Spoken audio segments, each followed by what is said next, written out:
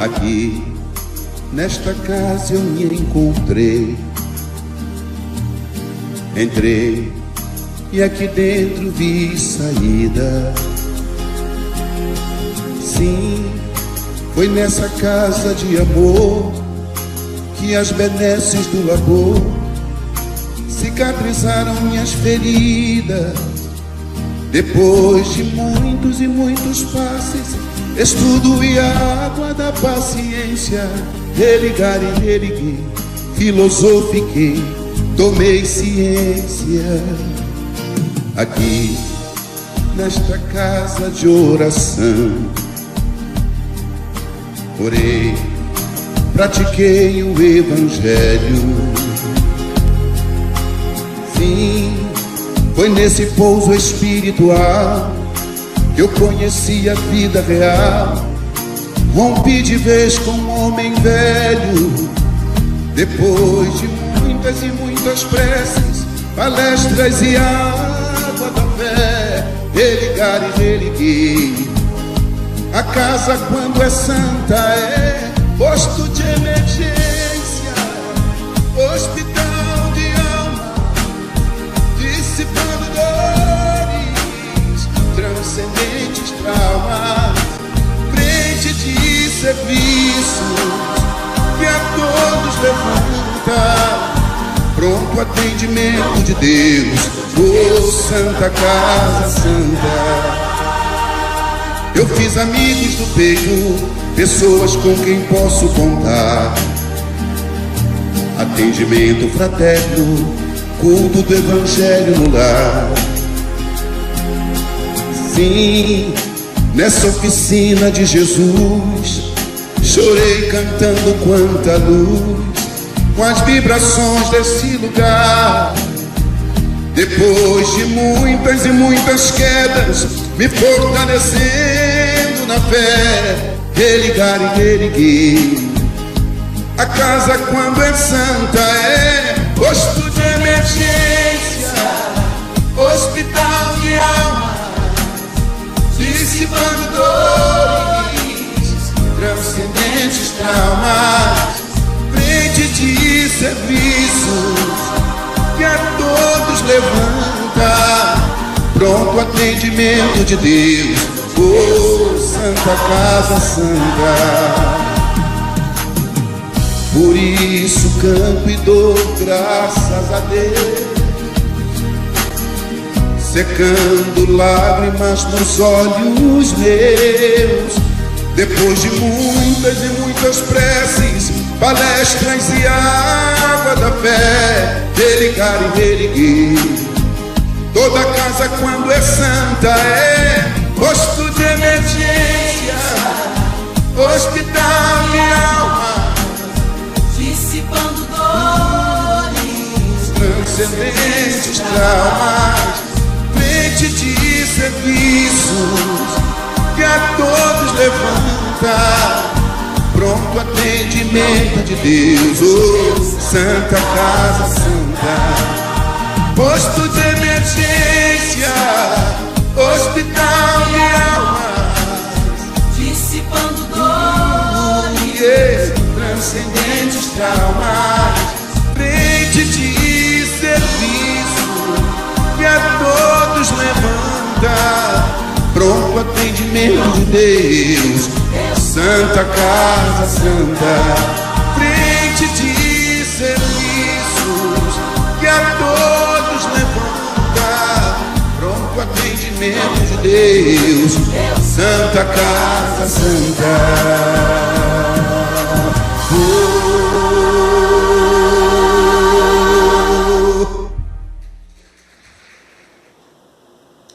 Boa noite, irmãos queridos. Sejam todos muito bem-vindos à nossa querida Casa da Paz. Que Jesus possa nos abençoar, possa nos envolver, possa envolver os nossos lares, as nossas residências, todos nós unidos em nome de Jesus nesses momentos. O estudo da noite de hoje é da nossa querida irmã Cristiane Drux. Ela é diretora da área de comunicação do CEERJ, Conselho Espírita do Estado do Rio de Janeiro, e ela vai falar para a gente sobre os 160 anos do Livro dos Médiuns. Será que já entendemos a mediunidade com Jesus? Bom, vai ser ótimas reflexões para todos nós, né? Para que a gente possa iniciar e ambientar o estudo da noite de hoje, nós vamos ler uma página do livro Pão Nosso, pelo Espírito de Emmanuel, psicografia de Francisco Cândido Xavier. A página é a lição número 162. Ela é intitulada Manifestações Espirituais. E inicia com uma frase de Paulo, que está na primeira carta aos Coríntios, capítulo 12, versículo 7. E Paulo fala: mas a manifestação do Espírito é dada a cada um para o que for útil. E Emmanuel discorre para a gente. Com a revivência do cristianismo puro nos agrupamentos do Espiritismo com Jesus, verifica-se idêntica preocupação às que torturavam os aprendizes dos tempos apostólicos no que se refere à mediunidade. A maioria dos trabalhadores na evangelização inquieta-se pelo desenvolvimento imediato da faculdade incipiente. Em determinados centros de serviço, exigem-se realizações superiores às possibilidades de que dispõem. Em outros, sonha-se com fenômenos de grande alcance. O problema, no entanto, não se resume à aquisição de exterior. Enriqueça o homem a própria iluminação íntima, intensifique o poder espiritual através do conhecimento e do amor, e entrará na posse de tesouros eternos de modo natural.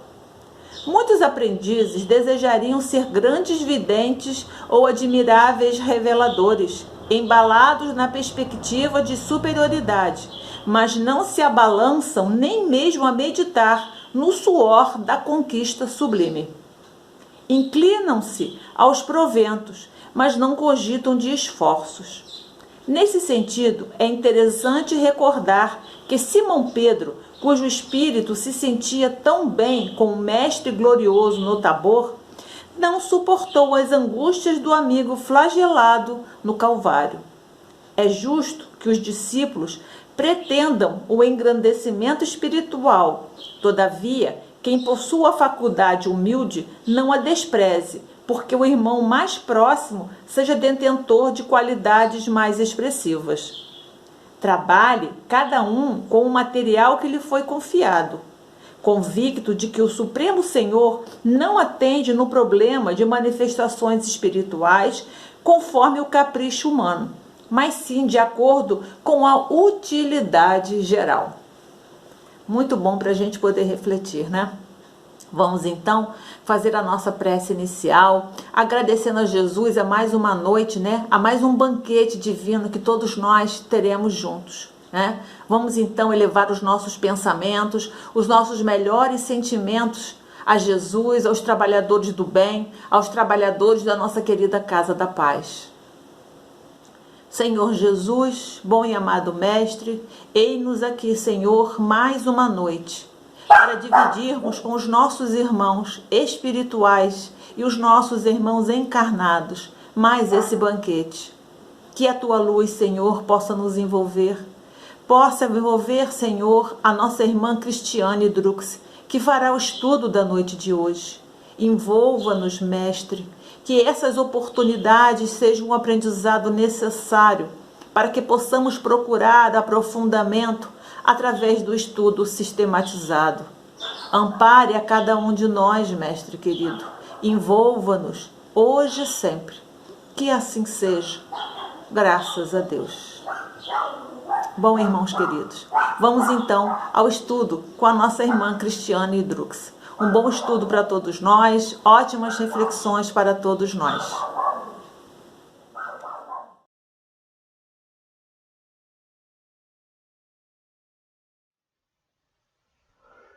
Olá, meus amigos, é com muita alegria que voltamos a falar nesta reunião pública da Casa da Paz. Hoje falaremos sobre o tema mediunidade. E esse tema é de muita importância nesse ano, quando comemoramos 160 anos do lançamento do Livro dos Espíritos. E a proposta temática segue até com uma provocação, porque falamos de mediunidade com Jesus e atestamos que após mais de 1,5 século, já temos condição de praticar essa mediunidade com Jesus, porque já tivemos inúmeras oportunidades e uma vasta bibliografia para entendermos qual é o verdadeiro ofício, qual é a verdadeira finalidade da mediunidade.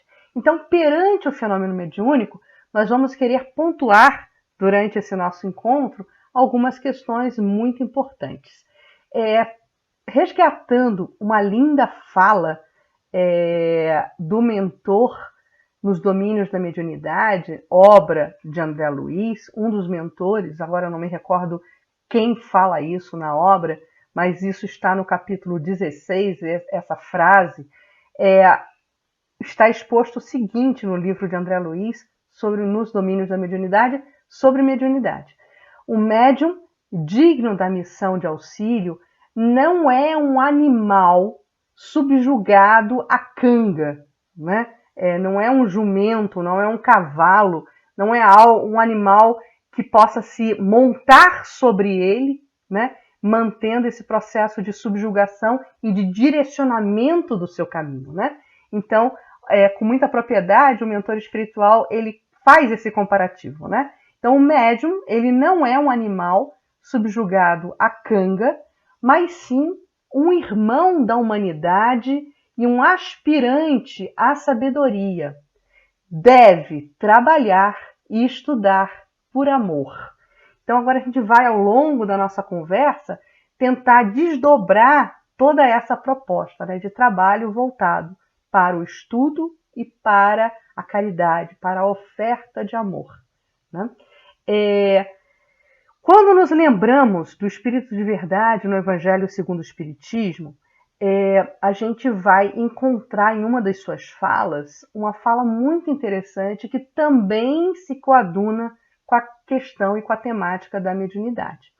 O Espírito da Verdade fala o seguinte: Deus procede neste momento ao censo dos seus servidores fiéis e já marcou com o dedo aqueles cujo devotamento é apenas aparente, a fim de que não usurpem o salário dos servidores animosos. Pois, aos que não recuarem diante de suas tarefas, é que ele vai confiar os postos mais difíceis na grande obra da regeneração pelo Espiritismo. Cumprir-se-ão estas palavras: os primeiros serão os últimos e os últimos serão os primeiros no reino dos céus. E essa última expressão nos remete direto à parábola do festim das bodas, que tem aquela belíssima alusão do banquete, né? Quando um dos convidados é flagrado tentando se sentar à mesa sem trajar, sem vestir a veste branca, a veste nupcial. Numa parábola cheia de simbolismos, que culmina justamente com essa ideia que os últimos serão os primeiros, isso tem muito a ver com a questão do exercício da mediunidade, porque exercício da mediunidade nos demanda uma postura de suporte, nos demanda uma postura de servir ao próximo, né? Sermos realmente instrumentos e canais da bondade divina e da justiça divina para que possa se estabelecer na Terra, né, ações em benefício do próximo. Então, a gente se lembrou de trazer também para esse estudo essa passagem do Evangelho e Espiritismo e esse atestado do Espírito da Verdade, dizendo que Deus acompanha, né, como Pai zeloso, todas as nossas atitudes e já faz, né, nesse processo de distribuição de trabalho, a separação do joio e do trigo. Numa parábola, né, justamente nessa parábola do festim das bodas, né, nós vamos encontrar uma sinergia também com a palavra de Allan Kardec, no Evangelho segundo o Espiritismo, no capítulo 18, que vai tratar da temática fora da caridade não há salvação. Então, num dos comentários que Kardec faz nesse capítulo, ele diz o seguinte: entre todos, porém, que ouvem a palavra divina, quão poucos são os que aguardam e a aplicam proveitosamente.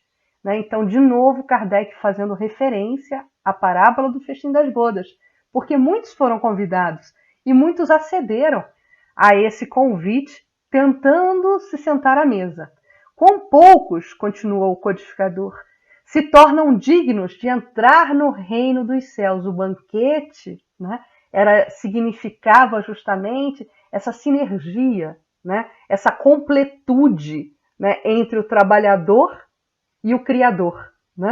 Eis porque Jesus disse: chamados haverá muitos, poucos, no entanto, serão escolhidos.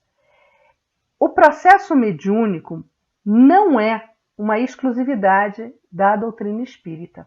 Nós sabemos que várias outras comunidades, em várias épocas da humanidade, já usufruíam e já praticavam a mediunidade.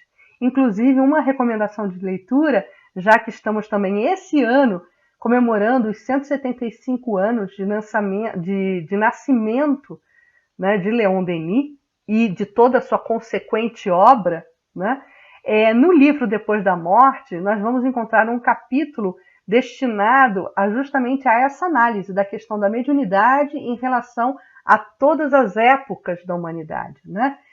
A doutrina secreta, que é o título desse capítulo de Leon Denis, no livro Depois da Morte. Então, o processo mediúnico não é realmente uma exclusividade da doutrina espírita. Desde os tempos mais remotos, temos como prática comum entre os povos primitivos, aqueles que se organizavam em aldeias, as diversas sociedades e também diversas sociedades, o processo de intercâmbio entre o plano material e o plano espiritual. Então, nós vamos entender que a codificação da doutrina dos espíritos lá no século XIX passou a nortear as relações entre os dois planos da vida com um foco consolador e libertador. Uma doutrina que nos oferta bases sólidas, na medida que conjuga em seu escopo de entendimento, de abordagem, três aspectos essenciais: ciência, filosofia e religião. E quando falamos de doutrina espírita, também estamos falando de fé raciocinada. Então nós vamos entender agora como esses três grandes elementos, esse tripé, ciência, filosofia e religião, se conjugam entre si para poder proporcionar à doutrina espírita justamente esse escopo de doutrina. O espiritismo, como também é denominada a doutrina espírita, ele se desdobra do entendimento do espiritualismo. Muitas pessoas fazem essa confusão. Muitas religiões são religiões espiritualistas. O que isso significa? Que se opõem ao materialismo e que acreditam em uma vida espiritual além da matéria. Tá? Mas a doutrina espírita, além de ser espiritualista, por todas as suas injunções teóricas, principalmente por conta do seu aspecto filosófico e científico, vai dar uma explicação além sobre essa questão da dinâmica espiritual. Então, a doutrina espírita, ela prova e faz ver o que a religião ensina em teoria. Aliás, essa é uma expressão de Kardec que fomos buscar no capítulo 1 da brochura, daquele livretozinho, o que é o Espiritismo. Então, vamos agora desdobrar essas questões, os três pilares básicos da doutrina espírita, para depois podermos exclusivamente nos debruçarmos sobre a questão da mediunidade. No aspecto filosófico, nós vamos entender que philos, em grego, significa gostar de amar, e sofia é o conhecimento. Então, filosofia seria amizade à sabedoria e ao conhecimento. Quem cunhou, digamos assim, essa palavra filosofia e filósofo, né, que significa amigo do saber, foi justamente Pitágoras de Samos, lá na antiguidade, né? Então, em relação a esse aspecto da filosofia, nós temos essas explicações básicas, né, do significado da palavra. E na antiguidade, a filosofia reunia todos os saberes. Nesse modo de vida tribal, nesse modo de vida das primeiras sociedades, a filosofia realmente reunia, o filósofo era aquele elemento que reunia todos os saberes. E com o tempo, essa abrangência ela foi se dividindo, né? Foi se desdobrando, foi se esmiuçando em relação a saberes, né? Hoje a filosofia ela vai tratar eminentemente sobre a finalidade da vida. E olha que beleza! Então, sobre o aspecto filosófico da doutrina espírita, o espiritismo ele pode ser visto como filosofia exatamente por isso, porque ele vai nos responder às 3 questões, indagações básicas do ser humano, né? Quem sou, de onde vim e para onde vou. Então, nesse processo e nessa dinâmica de resposta a essas 3 indagações básicas, justamente o Espiritismo ele se mostra como uma doutrina que também, né, vai articular aí na sua dinâmica interna questões filosóficas, respondendo essas 3 questões. Quem eu sou, de onde vim e para onde vou.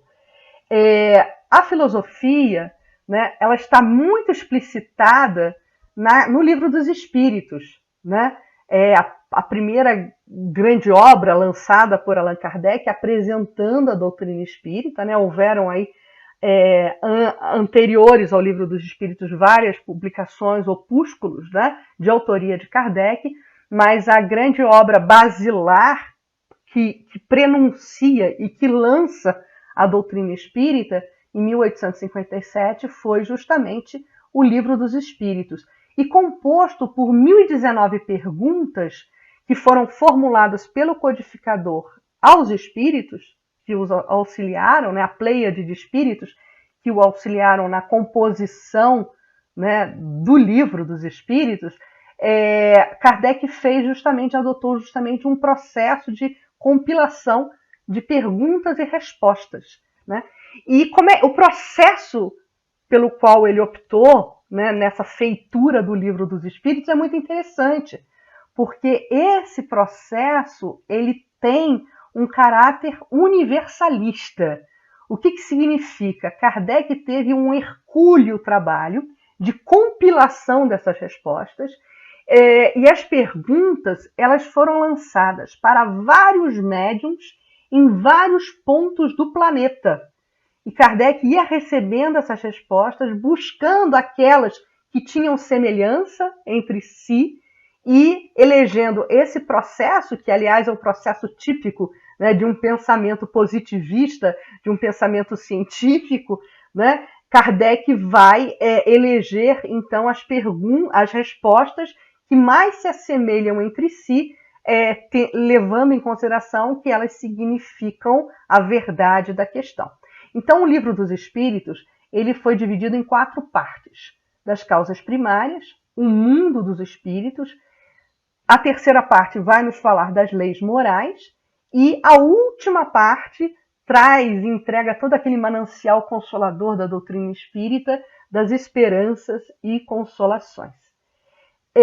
Também temos a filosofia dentro de uma das outras obras básicas da doutrina espírita, intitulada O Céu e o Inferno, que foi lançado em 1865.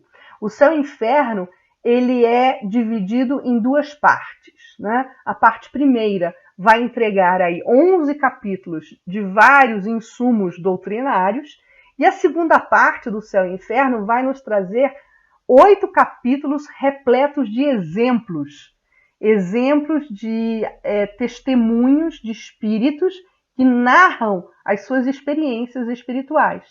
E vale ressaltar que no capítulo 7º do Céu e Inferno existe ali o Código Penal da Vida Futura, que é muito interessante, porque ali Kardec nos apresenta todas as injunções, um código penal mesmo, de como funciona essa dinâmica das atitudes, nossas atitudes, perante as penas divinas, né? Dentro do arcabouço aí da lei divina. Então, o Céu e o Inferno também vai se utilizar muito desse viés da filosofia espírita.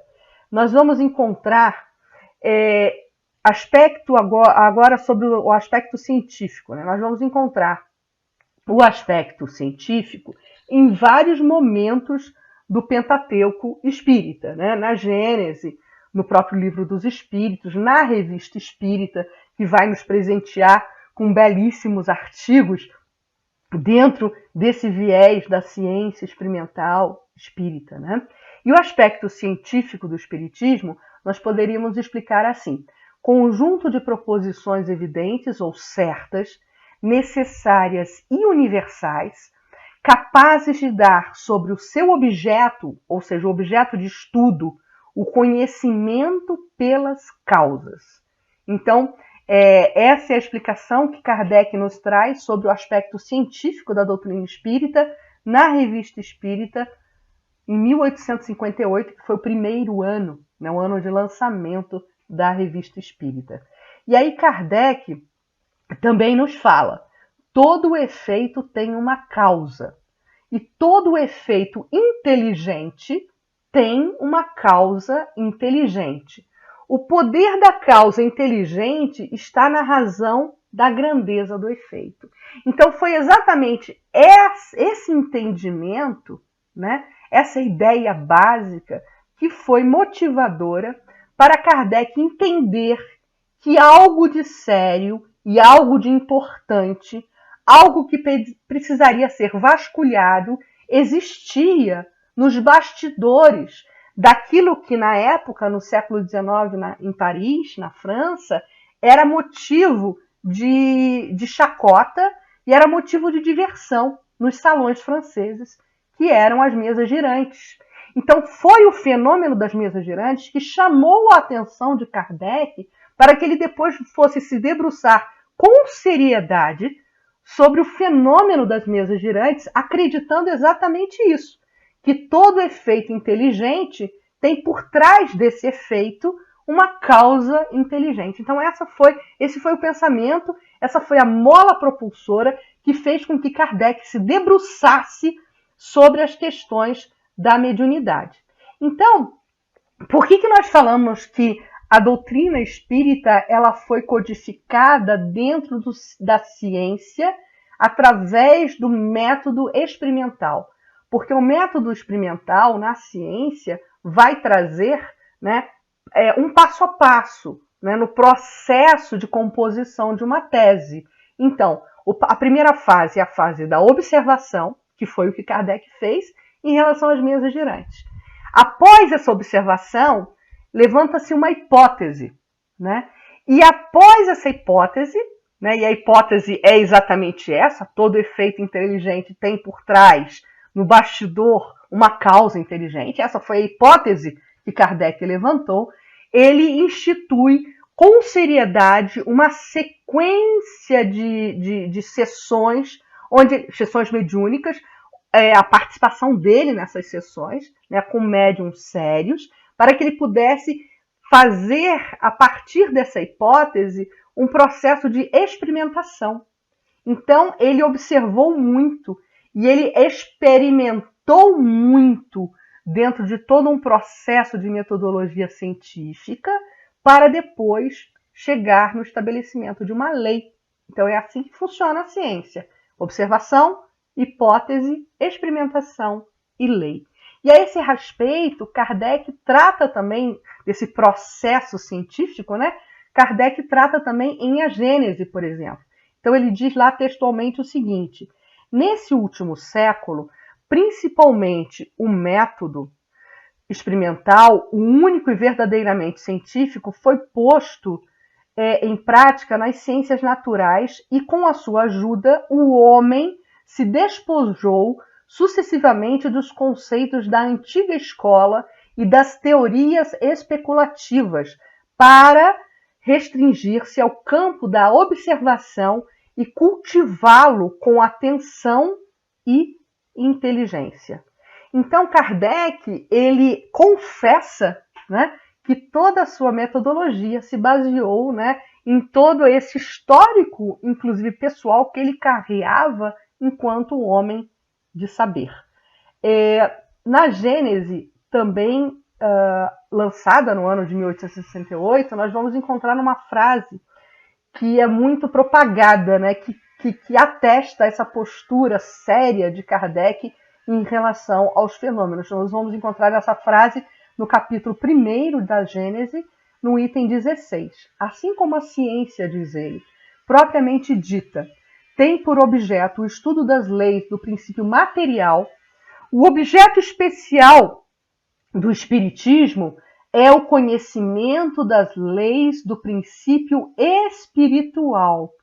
Então, ao longo de 18 capítulos, né, que compõem a Gênese, em muitos momentos, Kardec vai vasculhar quais são esses princípios espirituais que precedem os princípios materiais e que podem explicar todos os fenômenos, não só o mediúnico, né, como também todos os fenômenos geológicos, geográficos, os fenômenos citados como milagres na Bíblia, por exemplo. Na segunda parte da Gênese, nós vamos ver lindos textos de Kardec nos explicando aquelas passagens tidas como miraculosas da Bíblia, né, do Novo Testamento, e Kardec explicando, sob esse olhar do princípio espiritual, o que se dava ali são fenômenos explicáveis, né, por essa inter-relação entre as duas esferas da vida, a esfera material e a esfera espiritual. Então, a visão de Kardec, né, a forma como ele consolida a doutrina espírita, nos atesta a ausência de dogmas. Por isso que nós dizemos que a doutrina espírita nos traz uma fé raciocinada. Nós acreditamos em algo que conseguimos explicar. Não é apenas algo intuitivo, né? Mas nós conseguimos explicar a nossa crença. O Espiritismo e a ciência se completam reciprocamente, né? Atestado de Allan Kardec em A Gênese. Diz ele, a ciência sem o Espiritismo se acha na impossibilidade de explicar certos fenômenos só pelas leis da matéria. E ao Espiritismo sem a ciência, faltariam apoio e comprovação.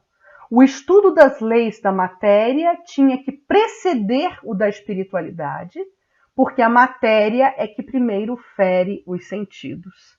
Então, Kardec está nos falando dessa profunda inter-relação entre a realidade espiritual e a realidade material, né? Este pensamento, ele justamente mostra esse vínculo entre a religião espírita e o viés científico da doutrina espírita, e nos dizendo o seguinte, que o espiritismo ele defende justamente essa tese da interdependência entre o espírito e a matéria. Historicamente, o espiritismo ele foi associado, né, à magia e à feitiçaria, né? Todos aqueles que lidavam com os fenômenos da mediunidade, por exemplo, na Idade Média, né, bem antes do advento do espiritismo, esses indivíduos também foram perseguidos, acusados e queimados, né, como bruxos e bruxas, né? E as lideranças religiosas, né, antes do advento da doutrina espírita, que explica justamente essa dinâmica espiritual, as lideranças religiosas, elas procuravam ocultar essa dinâmica da mediunidade com o intuito da manutenção do poder. Por que isso? Porque quando você se coloca, né, como um intermediário, né, você também consegue estabelecer com um plano maior da vida, com um plano espiritual, contato. E a igreja, principalmente a igreja católica na Idade Média, ela quis restringir essa possibilidade de contato das pessoas com aquilo que era misterioso, com aquilo que era divino, porque com isso ela sabia que perderia poder. Então a única, digamos assim, a única interface que poderia existir na Idade Média, né, dentro dessa estrutura de pensamento, a única interface que poderia existir entre o homem, a criatura e o Criador, era a igreja.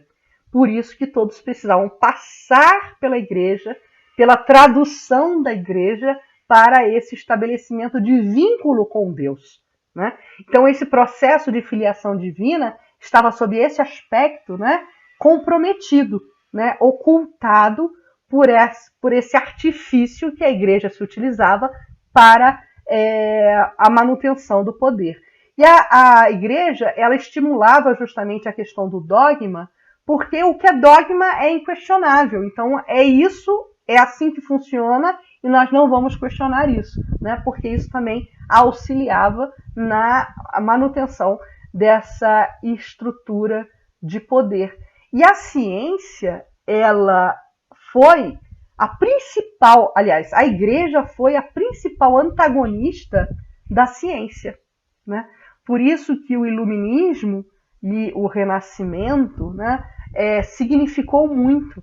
E é exatamente durante, né, o advento do iluminismo no século XVIII, que vai repercutir depois no humanismo no século XIX, que vai surgir nesse bojo, nesse caldo cultural da época, historicamente falando, a doutrina espírita no século XIX.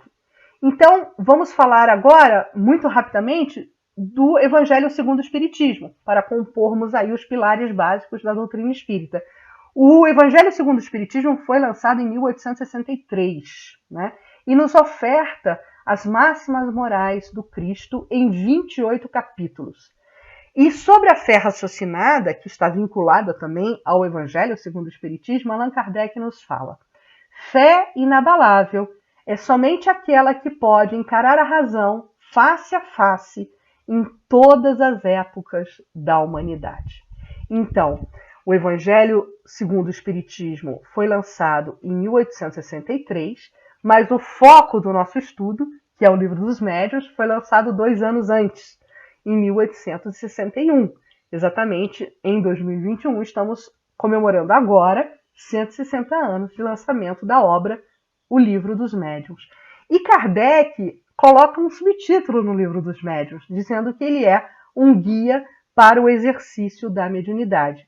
Ele foi feito a partir de uma primeira publicação, de uma brochurazinha, de um livretozinho, que Kardec intitulou Instrução Prática sobre as Manifestações dos Espíritos e que lançou em 1858. Então, o Livro dos Médiuns foi um desdobramento, em 1861, dessa primeira brochura.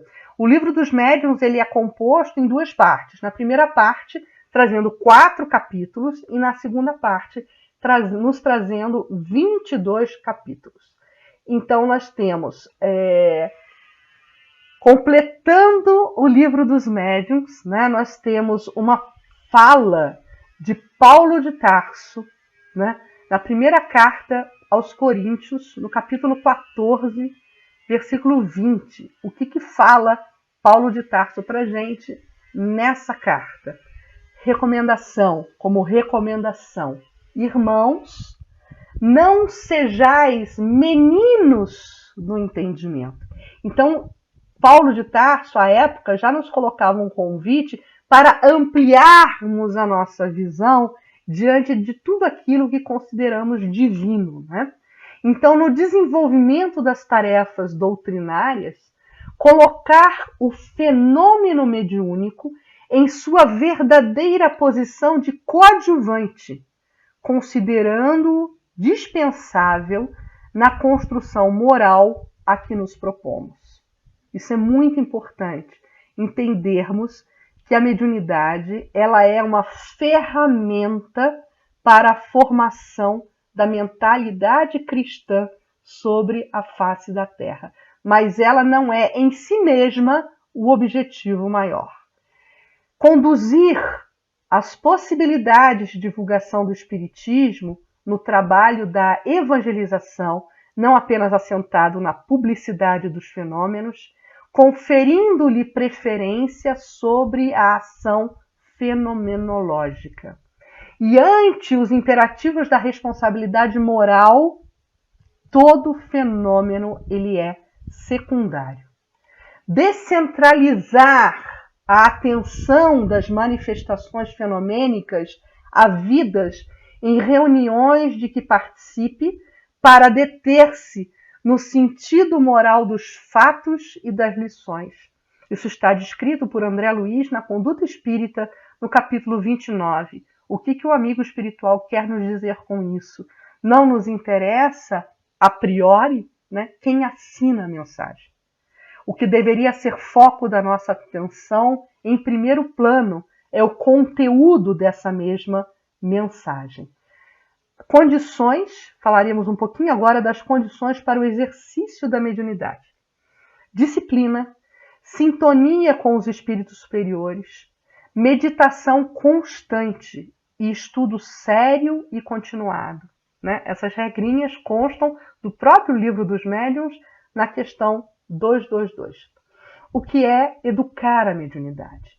É colocar-se na dependência magnética, mental e moral de espíritos dos mais variados níveis evolutivos e matizes. Colocar-se nessa dependência magnética, ofertando-se como canal midiático, instrumento e ferramenta de intercomunicação entre os dois planos da vida.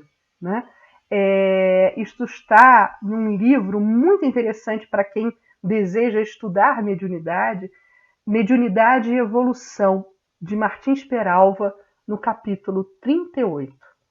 Kardec nos faz um alerta na Revista Espírita de julho de 1863. Praticar a mediunidade sem estudo é o mesmo que fazer manipulações químicas sem saber química. É lógico que se um novato curioso entrar dentro de um laboratório de química e começar a fazer ali as combinações dos elementos, vai explodir. Então Kardec nos fala exatamente isso, que praticar a mediunidade sem o estudo é algo tão perigoso quanto essa atitude de invadirmos um laboratório de química e sairmos ensaiando procedimentos sem conhecimento de causa. O que eu já falei do que é educar a mediunidade, deixa eu só adiantar aqui. Sim, nós vamos falar sobre a tarefa da mediunidade e ela está exposta no Livro dos Médiuns, na questão 159, no item 159. Todo aquele que sente, em um grau qualquer, a influência dos espíritos é por esse fato médium. Ou seja, todos somos médiuns. E essa faculdade, ela é inerente ao homem. Não constitui, portanto, um privilégio exclusivo. Eu vou sublinhar essa expressão aqui. Não constitui um privilégio exclusivo. Ninguém é melhor do que o outro porque possui faculdades mediúnicas latentes. E a gente vai explicar por que a gente está usando dessa expressão mediunidade latente. Por isso mesmo, raras são as pessoas que dela não possuam alguns rudimentos. Pode-se, pois, dizer que todos são mais ou menos médiuns. Não é mais ou menos, não. É mais ou menos. Temos aí graduações de níveis de sensibilidade mediúnica. Todavia, usualmente, assim só se qualificam aqueles em quem a faculdade mediúnica se mostra bem caracterizada. Por isso que eu falei mediunidade latente, mediunidade ostensiva. E se traduz, continua Kardec, por efeitos patentes de certa intensidade, o que então depende de uma organização mais ou menos sensitiva. Nós vamos ver que o médium ostensivo ele tem na sua composição perispiritual insumos diferenciados que faz com que essa mediunidade se apresente nele em latência, né? É de notar-se, além disso, que essa faculdade não se revela da mesma maneira em todos, por isso os matizes, né? Geralmente, os médiums têm uma aptidão especial para os fenômenos desta ou daquela ordem, existindo exceções, né? A gente faz a reverência aqui e a homenagem aqui ao nosso exemplo maior de exercício de mediunidade com Jesus, que é Chico Xavier, né? Chico Xavier tinha uma gama imensa de mediunidades diferentes, né? De aptidões mediúnicas diferentes. Então, de onde resulta que formam tantas variedades quantas são as espécies de manifestações. Nós vamos agora tentar aqui, eu vou pular essa parte aqui, porque eu estou consultando um estudo que eu tenho em anotação, para falarmos sobre algumas questões apresentadas em obras póstumas no parágrafo 6º, número 34 de obras póstumas. Nos fala sobre os mecanismos da mediunidade, que é um assunto muito interessante, porém difícil, porque nós precisamos, ao nos debruçarmos sobre esse assunto, arregimentarmos também questões sobre perispírito, e o estudo do perispírito precisa ser feito de forma aprofundada, por isso que eu só vou estar fazendo um voo rasante sobre essa questão do mecanismo da mediunidade, dizendo o seguinte e me referenciando a obras póstumas. O desenvolvimento da faculdade mediúnica depende da natureza mais ou menos expansiva do perispírito do médium e da maior ou menor facilidade da sua assimilação pelo dos espíritos. Depende, portanto, do organismo físico, constituição física, e pode ser desenvolvida quando exista o princípio. Não pode, porém, ser adquirida quando o princípio não existe, né? Então, muita gente fala assim, eu adoraria ser vidente. Vai ficar só no querer, porque para ser vidente você precisa de uma especificidade, né, de constituição física que vai repercutir no seu perispírito para que você possa ter aí a imersão no fenômeno da vidência, e assim para todos os demais estilos de mediunidade. No livro dos médiuns, no item 211, né, Kardec vai nos falar sobre condição do exercício da mediunidade. A primeira condição é colocar-se o médium com fé sincera sob a proteção de Deus. A segunda condição é aplicar-se com meticuloso cuidado a reconhecer por todos os indícios que a experiência faculta de que natureza são os primeiros espíritos que se comunicam. Por isso é que é indispensável o estudo prévio da teoria. Não pode-se, minha gente, dissociar mediunidade de estudo. Ambas andam lado a lado, ombro a ombro. Para todo aquele que queira evitar os inconvenientes peculiares à experiência. Então, uma advertência do livro dos médiuns. Não se pode praticar mediunidade sem estudo. Estudo constante, o tempo todo, ao longo da nossa vida, para irmos aprimorando, né, a nossa expertise em relação ao entendimento da dinâmica da vida espiritual. O projeto Manuel Filomeno de Miranda rendeu inúmeros bons livros e uma bibliografia que eu super recomendo. Num deles, na Vivência Mediúnica, nós vamos encontrar as seguintes palavras. O processo da mediunidade tem início a partir do transe, quando ocorre a emancipação da alma, permitindo ao perispírito do médium expandir-se. Tão logo sinta o médium a sensação de afastamento do corpo físico, deve mudar a postura mental para um estado receptivo e atento, diminuindo o fluxo de pensamento para ensejar que as ideias do comunicante penetrem, do espírito comunicante, né? Penetrem nos seus registros físio-psíquicos, numa experiência serena, sem ansiedade ou tensões para a concretização da passividade.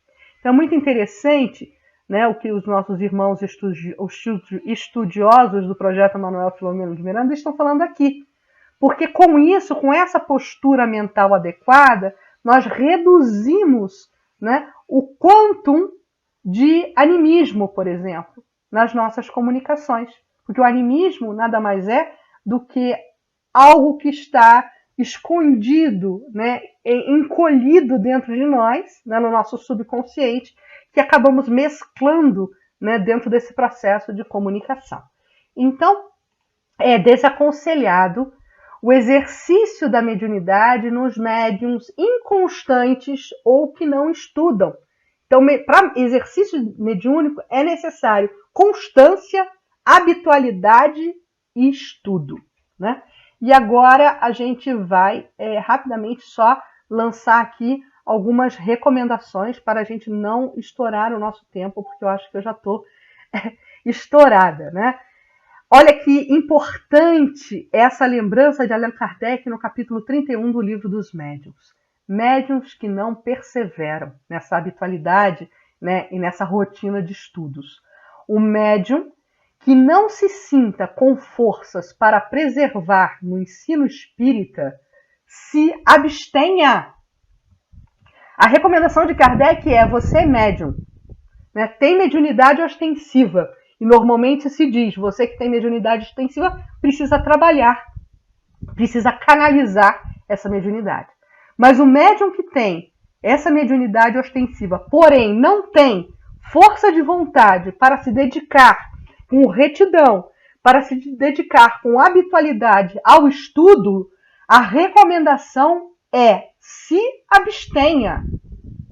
Prestam um desserviço a si mesmos e à doutrina espírita se insistirem a praticar a mediunidade sem a coerência necessária da sua ação, sem a preparação necessária. A excursão dos que provocam ingresso no reino invisível é quase sempre uma viagem nos círculos de sombra. Alcançam grandes sensações e esbarram nas perplexidades dolorosas.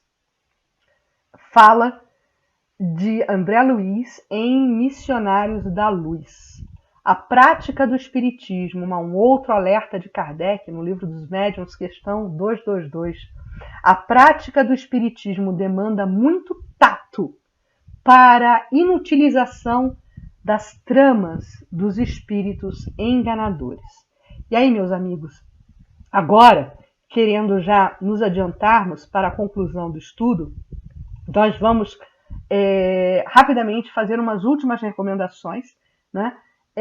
Com a experiência, segundo o Livro dos Médiuns, né? A busca por essa experiência, a dúvida, ela se dissipa, Livro dos Médiuns, questão 215.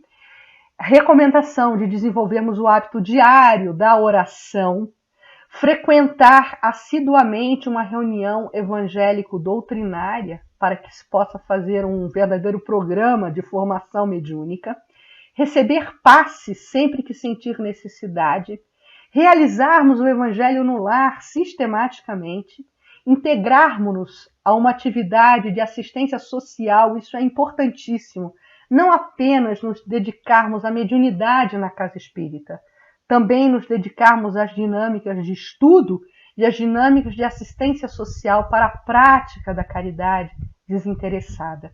Fazer leituras edificantes, não ter pressa e ansiedade, verificar sempre todo tipo de intercâmbio que mantém, sempre fazer análise das mensagens, avaliar as comunicações e avaliar também com critério a natureza dessas comunicações, né? E como símbolo maior, né, além de homenagearmos Chico Xavier, queremos nos dedicar, nesse momento final do estudo, à lembrança da grande médium brasileira, Dona Ivone do Amaral Pereira, né? Ela é para nós símbolo dessa retidão mediúnica, desse entendimento da mediunidade com Jesus, ofertando, né, todo o desdobramento do seu trabalho de forma desinteressada para o bem do mais próximo. Então, Dona Ivone Pereira, né, em uma linda frase que eu memorizei, ela nos dizia certa vez, né, e publicou isso, né, num dos seus livros também, Mediunidade Serena, cuja leitura eu recomendo, recorrendo a uma ilação, a uma ideia do Evangelho segundo o Espiritismo. A mediunidade é coisa santa, que deve ser praticada santamente. Então tenhamos a mediunidade como uma oportunidade divina do nosso próprio melhoramento e que possamos seguir adiante no exercício mediúnico com Jesus. Uma gratidão enorme ter estado aqui com vocês e até a próxima. Ao término da palestra de hoje, só temos a agradecer a nossa irmã Cristiane Drux pelos ótimos conhecimentos, pelas oportunidades imensas de reflexão do nosso trabalho com Jesus. Que possamos, a partir de hoje, refletir, né, sermos amparados através dessas obras da codificação tão importantes para todos nós. Vamos, então, agradecer por todo esse banquete divino, por essas oportunidades imensas que temos tido. Jesus, Mestre querido, ao fim do trabalho da noite de hoje, te agradecemos imensamente a visita desses trabalhadores do bem, saneando os nossos lares, amparando os nossos corações, os nossos sentimentos. Ampara, Mestre querido, a todos os nossos irmãos, quer sejam necessitados de problemas do corpo ou da alma. Ampare a cada um de nós, Mestre. Afinal, todos somos enfermos ainda, cada um no seu grau, cada um com as suas dificuldades, Mestre. E que saibamos conviver assim, amparando-nos, envolvendo-nos, sendo caridosos entre todos nós. Envolva-nos, Mestre, abençoa-nos, dê uma noite tranquila, Mestre querido. E assim, pedimos a tua proteção para essa noite que vai se iniciar, para que possamos descansar, mas que também, Senhor, possamos ser envolvidos por esses trabalhadores do bem, nos dando energias renovadas, Mestre querido, para continuarmos a nossa caminhada em busca da nossa perfeição. Continue conosco, ampara-nos hoje e sempre. Graças a Deus.